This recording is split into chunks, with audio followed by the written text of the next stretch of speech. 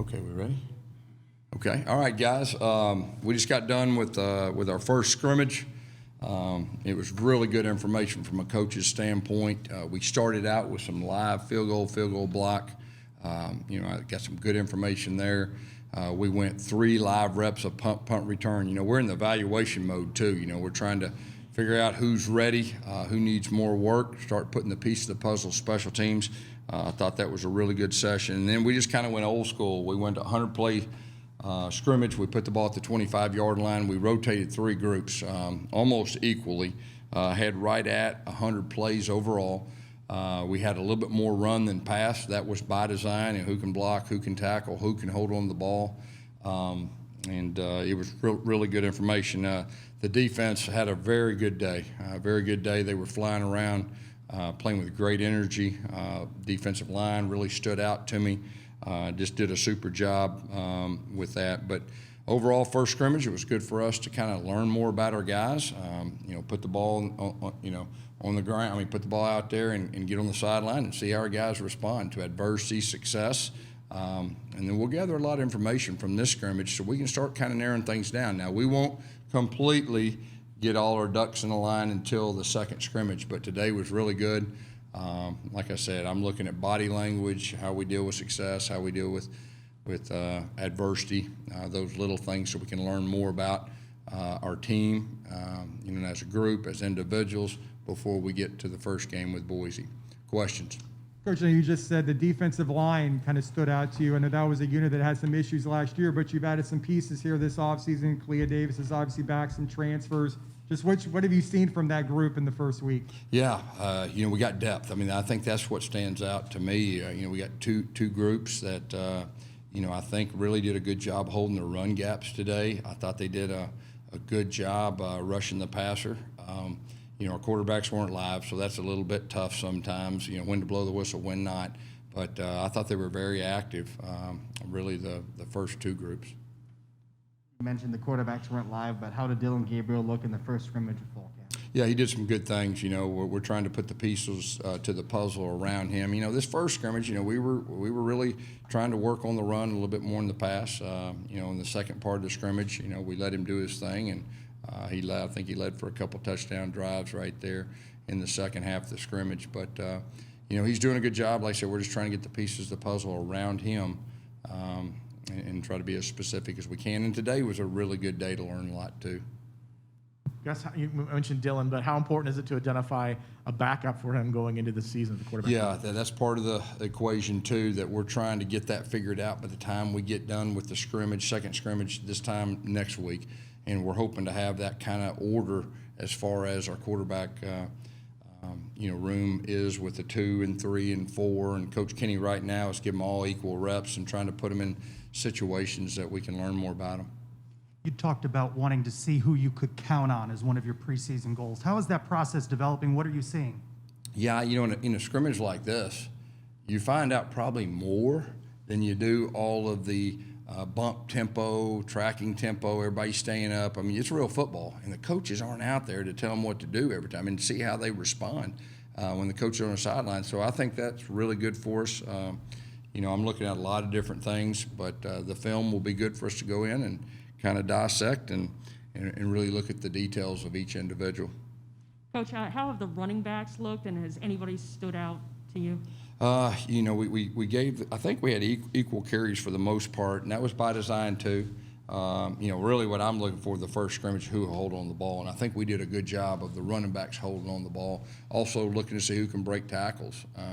But the guys got equal reps today. They'll do the same thing the second scrimmage, and then we'll start, narrowing that thing down pretty quick too. Coach, I know there's an opportunity for wide receivers to emerge. I know there's a couple guys with more experience. There's some newcomers in that mix. What have you seen from that group so far? Yeah, you're exactly right. We've got a lot of guys in a territory that just seeing who the cream's going to rise to the top, who that is. And so we're evaluating that on a daily basis for the guys that we feel like we can put in with that first group and execute what we need them to execute on a consistent level. That's probably the biggest thing. It's just getting consistent with our young and inexperienced receivers. Hey, Gus, in the back, just what have you seen that's impressed you the most in this first fall camp? I really think our attitude overall, just as a football team, we just talked about getting a little bit better each day, and I really feel like we've done that up to this point. And that's being coachable. That's great body language. That's attention to detail. Our coaches just challenging each individual player, find one thing you can improve on. And so far, our guys have done that.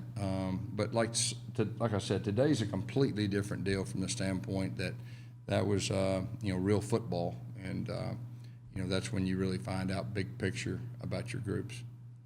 Coach, I've heard coaches say before, as a head coach, you never win a scrimmage, you never win an inter squad. So you, as an offensive mind, and saying that the defense had a really good day, where does this put you now moving forward? My experience is, scrimmages, there's very rarely that it's a tie. One group wins or one, and I just think the transparency, hey, that's who won today. Now, you challenge the offense, all right, second scrimmage, you need to come out and play. So that's part of it, and but that's part of competing, man. I want our guys to compete when we put the ball down, and let's see who the best is. And I think, really, honestly, if I can remove myself from the offense, that's probably a really good thing for our team. The fact that our defense is playing pretty good football right now. I know we need to continue to grow, but I thought that was a pretty good thing, especially up front. From a strength and conditioning standpoint, how are you seeing Coach Dawson's program working with the players? Yeah, you can tell a huge difference from the spring to right now. Just the strength, the quickness, and the running factor. Which we do a lot of running, which is super, and just that consistency, and you can tell a big difference right now. You guys added 2 transfers at the defensive back, Jarvis Ware and Marco DeMio. How have those 2 looked, and how's that position unit coming along? Yeah, first of all, you can tell both those guys are kind of veteran, experienced guys. We lost, 3 guys in the NFL in the back end. So those guys added to the young guys that we had in the spring. I think it's been a really good compliment. In this league, you can't have enough DBs, and so that's been very encouraging so far. You talked about offensively. How long does it take to put in the system? When do you guys will have it fully put in, and when do you think you plan to have the second? Yeah, that's a great question. So we've accelerated our installs. We tried to install a lot and just make sure we got our base thing so we can evaluate, and then slowly kind of condense it back down and kind of repeat what we've already installed. So that's why this next 7 days will be real critical, that we actually get better on the things that we've installed and the execution. The thing about offense is, for a play to work properly, it takes all 11, and if you have 9 that are doing it perfect and 2 that aren't, it makes the whole thing kind of messy. And that's a great thing about offense and execution. That's why the next 7 days is real critical to get all 11 executed. Coach, I know on the offensive line you bring back 4 guys who have started. I know those guys still got to earn their position this camp, but are there some battles that on the line? I know left tackle may be up in the air. What are you kind of seeing there?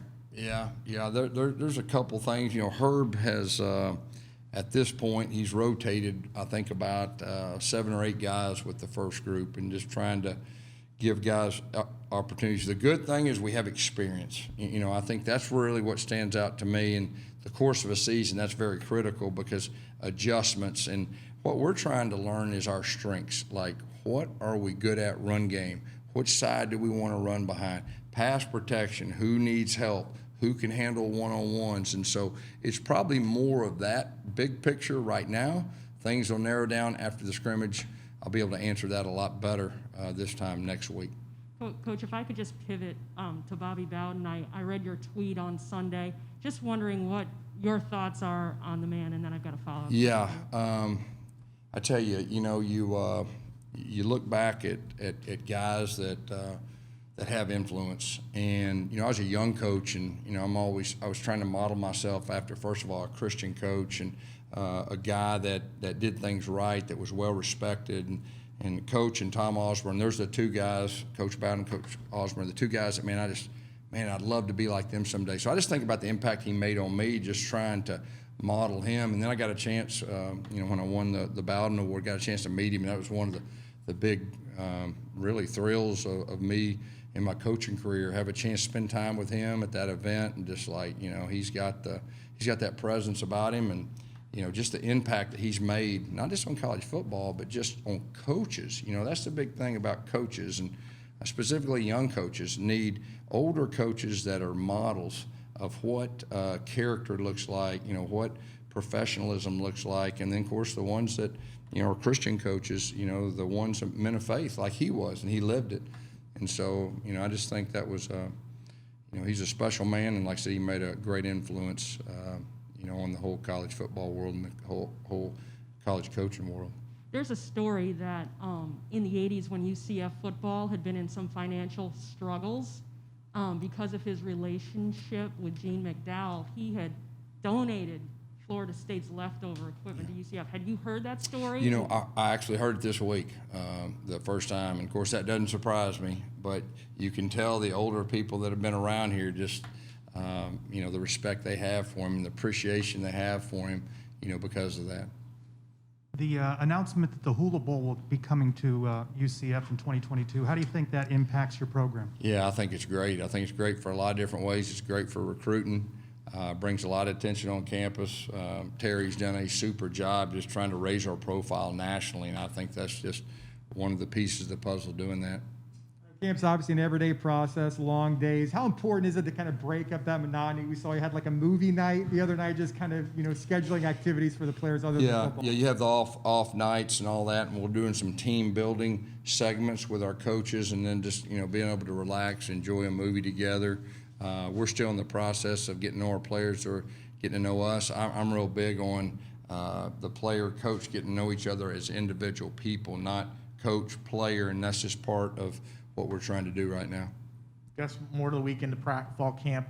How's the overall health of the team, and has that kind of stood out to you? Yeah, that's a positive right now. I mean, we didn't have any kind of major injuries. We got a couple banged up. That's part of it. But so far, so good. As far as no major injuries, how physical we've been. Coach, the preseason poll came out yesterday. Kids these days look at that stuff. Over the years, what's your philosophy been on that narrative? Yeah, preseason is always people's opinion. Only thing that matters, whether it's individual awards, what I tell our guys, individual awards, team awards, all that. I mean, all that plays itself out. And, if you're not happy with whatever, use as motivation. But I don't make too big deal of it. Coach, obviously a big scrimmage today. I know you said you got another one next Wednesday. What's kind of the focus from now until that second scrimmage? Yeah, it's kind of repeating our installs. Trying to get as specific as we can, start putting ourselves in some game-type situations that you need to go over in fall camp before you get to the season. So, the two-minute situations will be tomorrow. And then we'll have some more red zone, some more third down work, and that'll be part of it. Thanks. Okay, anything else? Thank you all.